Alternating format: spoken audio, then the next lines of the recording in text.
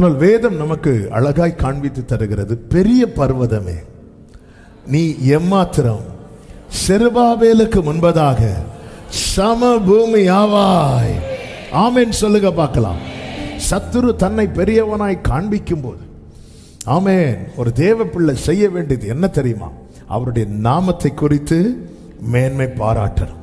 போன வாரம் இந்த கேள்வியோடு தான் செய்தி முடிந்தது. எந்த மட்டும் அவருடைய நாமம் நம்முடைய வாழ்க்கையிலே பாடப்படுகிறது, பேசப்படுகிறது, மகிமைப்படுத்தப்படுகிறது, உயர்த்தப்படுகிறது, அதன் அடிப்படையில் தான் நம்முடைய ஜெயம் இருக்கும். இயேசு கிறிஸ்துவின் நாமத்தினாலே நமக்கு ஜெயம் தருகிற தேவனுக்கு ஹல்லேலூயா. இயேசுவின் நாமம் பாடப்படுவதாக நம்முடைய வாழ்க்கையில் இயேசுவின் நாமம். காரணம், நம்மை தேவன் அழைக்கிறதை எப்படி அழைக்கிறார்னா, என் நாமம் தரிக்கப்பட்ட என் ஜனங்கள். ஹல்லேலூயா. அவருடைய நாமம் பலத்த துருகம், நீதிமான் அதற்குள்ளே ஓடி. ஆமென். இன்ப வேளையும் சரி துன்ப வேளையிலும் சரி அவருடைய நாமத்தை சொல்லி பழகணும், அவருடைய நாமத்தை உயர்த்தி பழகணும், அவருடைய நாமத்தை பாடி பழகணும். அர்பாத் பட்டணங்களின் தேவர்கள் எங்கே? தேவர்கள் எங்கே? செப்பர்வாயிமின் தேவர்கள் எங்கே? எங்கே? அவர்கள் சமாரியாவை என் கைக்கு தப்புவித்ததுண்டோ? கர்த்தர் எருசலேமை என் கைக்கு தப்புவிப்பார் என்பதற்கு அந்த தேசங்களுடைய எல்லா தேவர்களுக்குள்ளும் தங்கள் தேசத்தை என் கைக்கு தப்புவித்தவர் யார் என்று ராஜா சொல்லுகிறார் என்றான். சனகரிப் இஸ்ரவேலருக்கு யூதருக்கு விரோதமாய் அங்கே 1வது வசனத்தில் சொல்லப்பட்டிருக்கிறது, யூதாவில் இருக்கிற அரணான சகல பட்டணங்களுக்கு விரோதமாக வந்து அவைகளை பிடித்து கொண்டான்.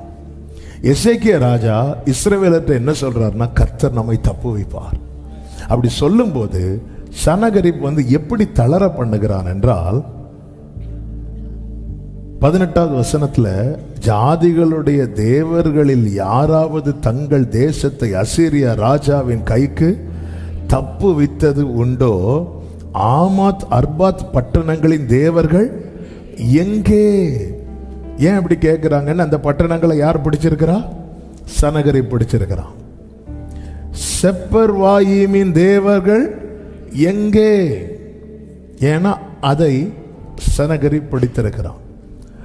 நல்ல கவனமா கேளு. இங்கே சத்துரு தேவ பிள்ளைகளை எப்படி தளர பண்ணுகிறான் என்றால், விழுந்தவர்களை காண்பித்து. அவனே விழுந்துட்டான். அவன் எவ்வளோ பெரிய பிசினஸ் மேன், அவனே விழுந்துட்டான். அவன் வணங்கின தெய்வம் அவனை தப்புவித்ததா, கை கொடுத்ததா, காப்பாற்றினதா? நீ இப்போ ஆண்டவர் ஆண்டவர்னு சொல்லிட்டு இருக்கிறியே, இது வேலைக்கு ஆகாது. நல்ல கவனிங்க. நம்முடைய கண்கள் எதை நோக்கி பார்க்கிறதோ அதை வச்சு நமக்கு தெரியும் நாம் யாரால் இயக்கப்படுகிறோம் என்பது. பிசாசின் பெரிய தந்திரம் என்ன தெரியுமா? நமக்கு முன்னாடி விழுந்தவர்களை காண்பித்து தந்து நம்மளை தளர பண்ணுவான். ஆனால் ஒரு தேவ பிள்ளை தெரியணும், என் பக்கத்தில் 1000 என் வலதுபுறத்தில் 10,000 விழுந்தாலும் அது என்னை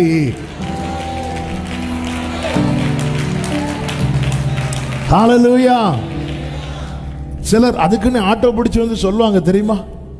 எக்ஸாம்பிளுக்கு சொல்றேன். இப்போ நீங்க ஒரு வேலையை ஆரம்பிக்கிறீங்க, அதில் ஒரு பிசினஸ் தொடங்குவீங்க. என்கரேஜ் பண்றவங்களை விட டிஸ்கரேஜ் பண்றவங்க நிறைய இருப்பாங்க. நீங்க எதை வச்சுட்டு தொடங்குனீங்க, எதை நம்பி இதை ஸ்டார்ட் பண்ணீங்க, அந்த அவங்கள தெரியும்ல. அவங்க பரம்பரையே இதை செஞ்சிட்டு இருக்கிறாங்க. இப்ப பாருங்க, அவங்க ஒண்ணுமே இல்லாம இருக்கிறாங்க. அவங்க ஜெபம் பண்ணலையா, இல்ல அவங்க கோயிலுக்கு போகலையா, அவங்க வழிபடலையா? விழுந்தவர்களை காண்பித்து, விழுந்தவர்களை காண்பித்து. என் மைண்ட்ல என்ன இருக்கிறது? பிரியமான கர்த்தருடைய பிள்ளைகள், நாம் யாரை சேவிக்கிறோம் என்கிற ஒரு தெளிவு நமக்கு தேவை. 1 சாமுவேல் எடுக்க வேண்டும். 4வது அதிகாரத்தில் ஏலியின் மக்கள் பேர் என்ன? ஓப்னி பினேகாஸ் உடன்படிக்கை பெட்டியை சுமந்துட்டு போறாங்க பெலிஸ்தீனோட யுத்தத்துக்கு. அந்த யுத்தத்தில் என்ன ஆயிட்டாங்க? யார் முறிந்தா? இஸ்ரவேலர்கள் முறிந்தாங்க. பெட்டி என்னானது? பிடிக்கப்பட்டது. பெட்டியில் என்ன இருக்கு? தேவ பிரசன்னம் இருக்கு. தேவ பிரசன்னம் இருக்குன்னு அர்த்தம் என்ன? தேவன் இருக்கிறார் என்று அர்த்தம். ஆனால் வேதம் சொல்லுகிறது பெட்டி பிடிக்கப்பட்டது. சில நேரத்தில் சத்துருவின் கை தேவனை ஆராதிக்கிறவங்க வாழ்க்கையில ஓங்கினது மாதிரி தான் இருக்கும். என்ன ஆண்டவரே, உங்க பேரை கேட்டாலே சத்துருக்கள் அலறாங்க. இப்போ என்னடானா அவன் வந்து கையை வச்சுட்டானே. ஓப்பனி பிணைகாசு அடிச்சதை விடுங்க, பெட்டியை பிடிச்சிட்டாங்களே. சில நேரத்தில் தேவனுடைய செயல்கள் வந்து நமக்கு புரியாது, நமக்கு ரொம்ப நம்மளால கிரகிக்கவே முடியாது. ஆண்டவர் அவங்க ஜீவன் இல்லாத தெய்வத்தை வணங்கும் போது நாங்கள் ஜீவனுள்ள தேவனை உங்களை வணங்கிட்டு இருக்க இப்படி பிடிச்சி பெட்டியை கையிலிருந்து பெட்டி எடுத்துட்டு போறாங்களே ஆண்டவரே. கையிலிருந்து தோல்ல இருந்து எடுத்துட்டு போறாங்க. நல்ல கவனிங்க. அடுத்து நடந்தது என்ன தெரியுமா? இந்த பெட்டி எங்க கொண்டு வச்சாங்க? தாகோனுடைய கோவில், அதாவது தங்கள் தெய்வத்தினுடைய கோவிலுக்குள்ள கொண்டு போய் வைக்கிறாங்க. கடந்த நாள்ல இது என்ன ரொம்ப பலப்படுத்தினது. சில நேரத்தில் எல்லாம் கைவிட்டு போனது போலதான் இருக்கும். காட்சி ஒன்று கைவிட்டு போனது போலதான் இருக்கும். இந்த டிராமா பண்ணும்போது காட்சி ஒன்று, காட்சி இரண்டு, காட்சி மூன்று. ஏன் ஆண்டவரே, ஏன் ஆண்டவரே பிடிப்பட்டது? என் கையிலிருந்து பறிச்சுட்டாங்களே, என்கிட்ட இருந்து பிடிச்சிட்டாங்களே. நல்ல கவனிங்க. இந்த பெட்டி பிடிபடாம கர்த்தர் யுத்தம் பண்ணுனா அந்த யுத்தம் எங்கோட முடிஞ்சிருக்கும் தெரியுமா? எல்லையோட முடிஞ்சிருக்கும். பொதுவாகவே ரெண்டு நாடு யுத்தம் பண்றாங்கன்னா எங்க சண்டை போடுவாங்க? எல்லையில. எல்லையில இப்ப யுத்தங்கள் நடக்கிறது. எல்லாம் எங்க வந்து நிக்கிறாங்க? எல்லையில நிக்கிறாங்க. இப்போ பெட்டி பிடிபடலைன்னா கர்த்தர் எங்க நின்று மட்டும் சண்டை போட்டிருப்பார்? எல்லையில நின்று. இப்ப பெட்டி பிடிபடிச்சதுனால கர்த்தர் உள்ள இறங்கி அடிக்கிறார். ஜீசஸ், உனக்கு விரோதமா ஒரு இடத்துல இந்த ஆயுதம் உருவாக்கப்படுதில்ல, உனக்கு விரோதமா சில யோசனைகள் நடக்குதில்ல, உள்ள போகுது பெட்டி. ஹல்லேலூயா, ஹல்லேலூயா, ஆமென். தாகான் கோயிலுக்குள்ள இருந்து பிளான் நடக்கு. நிறைய யுத்தம் எங்க நடக்குது? நம்ம ஆயுதத்தை மட்டும் தான் பார்த்துட்டு இருக்கிறோம். ஆயுதம் உருவாகிற இடம் தெரியாது. நான் சொல்றது எத்தனை பேருக்கு விளங்குதுன்னு தெரியல. அங்க நான் போக முடியாது, ஆனால் என்னை அழைத்தவர் எனக்காக செல்வார்.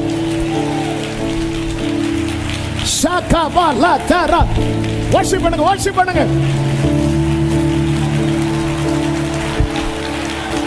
வர்ஷிப் பண்ணுங்க. ரீமா மாகாரா.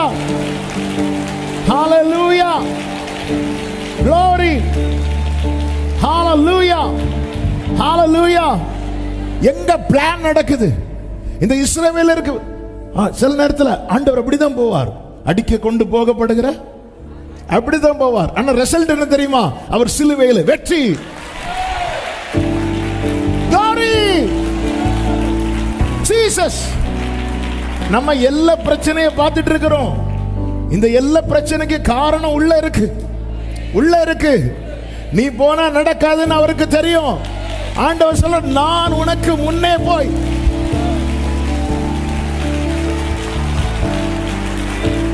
glory, hallelujah,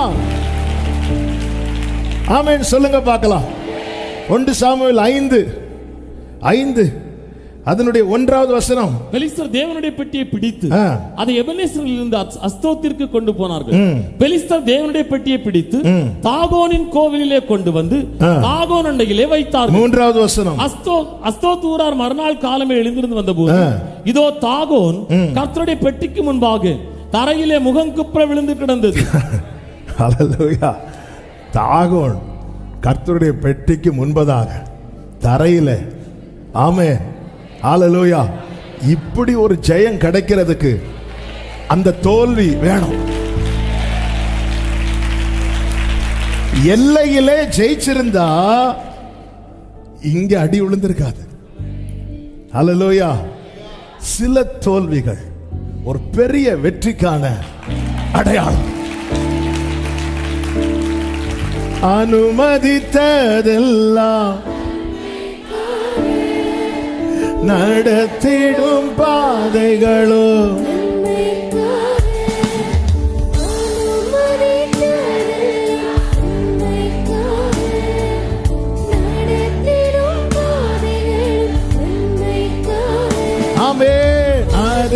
மனதின் காலத்தில் நேர்த்தியாய் செம்மையாய் எனக்கான யாவும் செய்து முடிப்பேன்.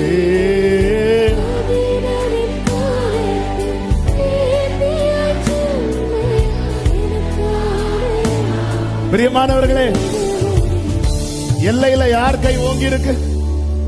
எல்லையில பார்டர்ல யார் கை ஓங்கி இருக்கு? பெலிஸ்தீனுடைய கை. ஆமே, ஹல்லேலூயா. ஆண்டவர் சொல், நீ அழுற, ராஜாவானவர் உன்னிடத்தில் இல்லையோ? நீங்க இருந்திருந்தா ஆண்டவர் இங்க அவன் கை ஓய்த்தட்டும். வேதத்தில் ஒரு வார்த்தை இருக்கிறது, எண்ணாகமம் அப்போஸ்தல நடபடிகள் 12வது அதிகாரத்தில் 11வது வசனத்தை வாசிங்க. பேதுருக்கு தெளிவு வந்தபோது ஏரோதின் கைக்கும் யூத ஜனங்களின் எண்ணங்களுக்கும், கைக்கு மட்டும் இல்ல எண்ணங்களுக்கும் என்னை விடுதலையாக்கும்படிக்கு கர்த்தர் தம்முடைய தூதனை அனுப்பினார். கர்த்தர் தம்முடைய, அதன் அர்த்தம் என்ன? இப்போ பேதுருவை ஜெயிலுக்குள்ள போட்டிருக்கிறாங்க. அடுத்து என்ன செய்யணுங்கிற பிளான் யார் மனசுல இருக்கு? யூதருடைய மனசுல இருக்கு. கர்த்தர் எங்கிருந்து விடுவிக்கிறார் தெரியுமா? ஆமென். அந்த சிறைச்சாலையிலிருந்து மட்டுமல்ல, அவங்க பிளான் போட்டிருக்காங்க தெரியுமா? அங்கிருந்தே கர்த்தர் பேதுருவை விடுவிக்கிறார். நம்முடைய தேவனை போல பெரிய தேவன். ஹல்லேலூயா, ஹல்லேலூயா. சில நினைக்கலாம், எல்லா பிரச்சனை தான் பெரிய பிரச்சனையா இருக்கு. பெலிஸ்தியரின் கை ஓங்கனது மாதிரி தான் இருக்கும். இக்கபோத்துங்கிற சத்தம் தான் கேட்கும். மகிமை போயிட்டு ஆண்டவர் மெதுவா சைலண்டா உள்ள போறார். உள்ள போய் எங்க வர போறார் தெரியுமா? அவர் ரொம்ப அமைதியா இருக்கிறார்னா அடிக்க வேண்டிய இடத்துல சத்துரு அடிக்க போறார். ஆமென் சொல்லுங்க பார்க்கலாம். நான் எதுக்கு இதை டச் பண்ணேன்னா, நம் தேவன் பெரியவர். உனக்கு விரோதமாய் உருவாக்கப்படும். அது மட்டுமா சொன்னார்? உன்னோடு போராடினவர்களை நீ தேடியும். இஸ்ரவேலர்ல யாருக்காவது இதை செய்ய முடியுமா? தாகோன் கோயிலுக்குள்ள போய் அதை அடிச்சு போட முடியுமா? முடியாது. சில யுத்தங்கள் நம்ம கனவுல கூட செய்ய முடியாது. இந்த வேர்டை நான் ரிப்பீட் பண்றேன். சில யுத்தங்களை நம்ம கனவுல கூட செய்ய முடியாது. நம்ம பார்க்கறதெல்லாம் வெளியே தெரிகிற ஆயுதங்கள், வெளியே தெரிகிற காரியங்கள். ஆனா அவர் போவார். ஆமே, உன் தோள் அவர் பிரசனத்தை, அவர் பெட்டியை சுமந்தது உண்டானா? ஹல்லேலூயா, ஹல்லேலூயா. ஆமே. எத்தனை பேர் நம்புறீங்க? வலது கையை உயர்த்தி, நீங்க எனக்காக இப்படி ஒரு யுத்தத்தை பண்ணி கொண்டிருக்கிறதற்காக ஸ்தோத்திரம்.